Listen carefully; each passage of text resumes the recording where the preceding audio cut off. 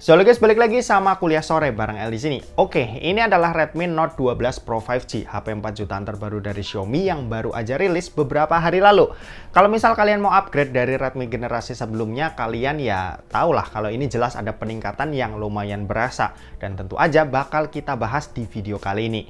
Buat harganya sendiri, Redmi Note 12 Pro 5G ini itu ada di Rp4.599.000 dengan varian kapasitas yang cuma ada satu pilihan aja. Buat desain ini ada perubahan yang signifikan, cuma aku ngerasa desain barunya ini malah jelek ya. Sorry tuh saya nih, buat HP 4 jutaan ini nggak kelihatan begitu. Desain kameranya juga bukan ciri khas Xiaomi banget, yang justru ini lebih mirip kayak HP-HP Realme sejutaan. Buat materialnya ini aku nggak tahu apa ya, tapi nggak berasa kayak kaca, kayak generasi-generasi sebelumnya. Di sini tuh berasa ringkih, kopong, dan bobotnya ini ringan. Jadi kemungkinan ini pakai plastik, cuma aku nggak tahu ya. Kalau misalnya ini pakai kaca, coba kalian komen di bawah. Di sisi atas ini ada infrared blaster, lubang mic, grill speaker, dan lubang jack 3,5 mm lengkap nih. Di sisi kanan ada tombol volume dan tombol power yang jadi satu sama fingerprint scanner. Di sisi kiri ini polosan aja, sementara itu di bagian bawah ada SIM tray yang jenisnya ini dual SIM tanpa slot micro SD, lubang mic, lubang charging USB-C, dan grill speaker yang menandakan speaker dari Redmi Note 12 Pro 5G ini itu udah stereo. Untuk NFC ini ada ya, dan sensornya kayak biasa ada di samping rumah kameranya.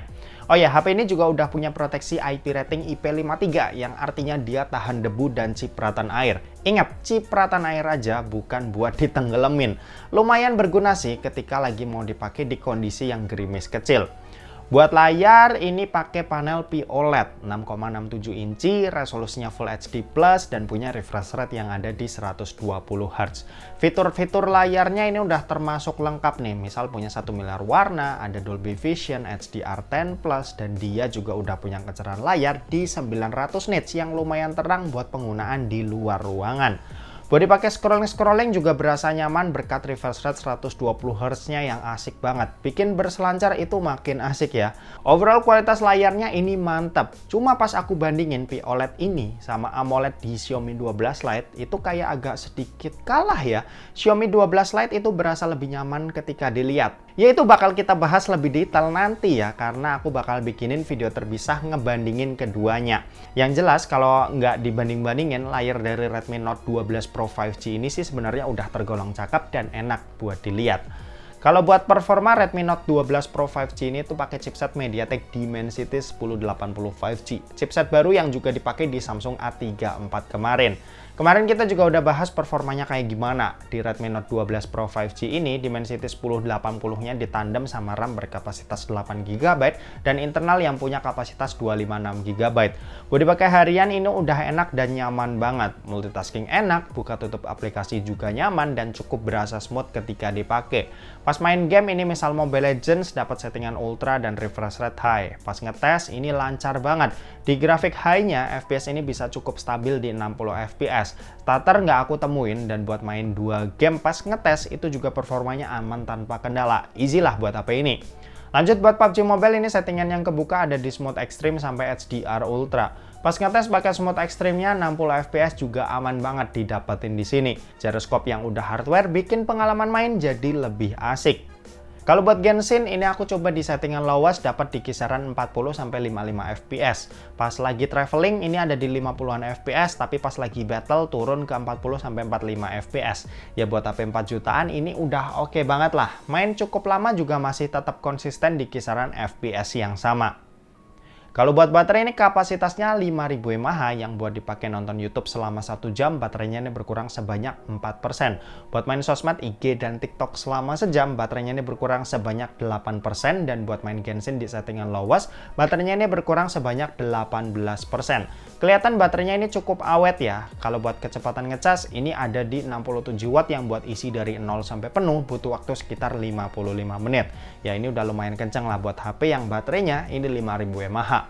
Buat sistem operasi smartphone ini itu udah ada di MIUI 14. Sayang banget nih, basisnya itu masih di Android 12. Padahal Redmi Note 12 biasa aja itu udah Android 13. Tapi kenapa ini masih Android 12? Oke, dan terakhir kita mau bahas soal kameranya. Jadi buat kamera Redmi Note 12 Pro 5G ini itu pakai setup triple kamera. Ada kamera utama beresolusi 50 megapiksel yang udah ada OIS dan pakai sensor Sony IMX766, kamera ultrawide 8 megapiksel dan kamera makro 2 megapiksel. Sementara itu buat yang di bagian depan ini resolusinya 16 megapiksel.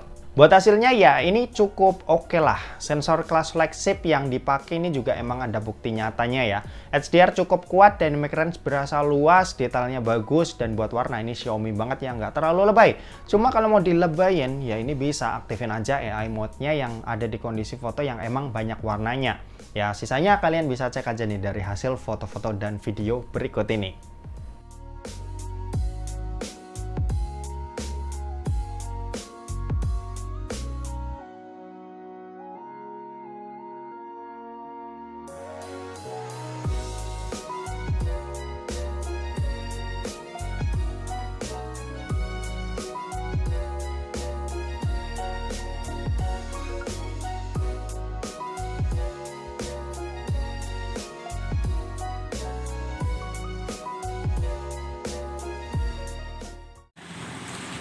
Ini perekaman video dari Redmi Note 12 Pro 5G.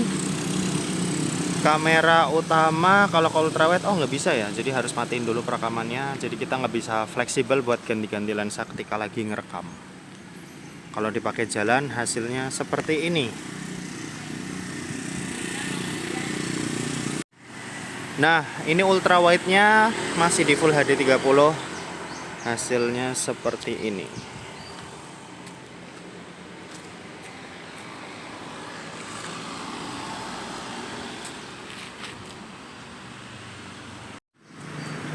Ini Full HD 60 fps, bakal dikompres ke 30.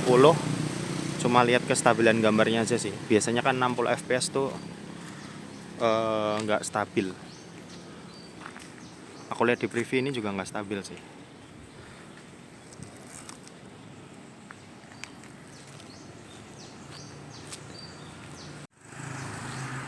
Nah ini yang 4K 30 fps, dia juga cuma bisa di di kamera utama aja. Jadi ultrawide tuh cuma emang pure di Full HD 30. Ini kamera depan Full HD 30-nya kayak gini.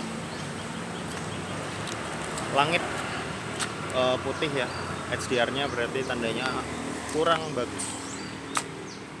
Tapi muka masih kelihatan jelas, jadi ya masih cukup oke.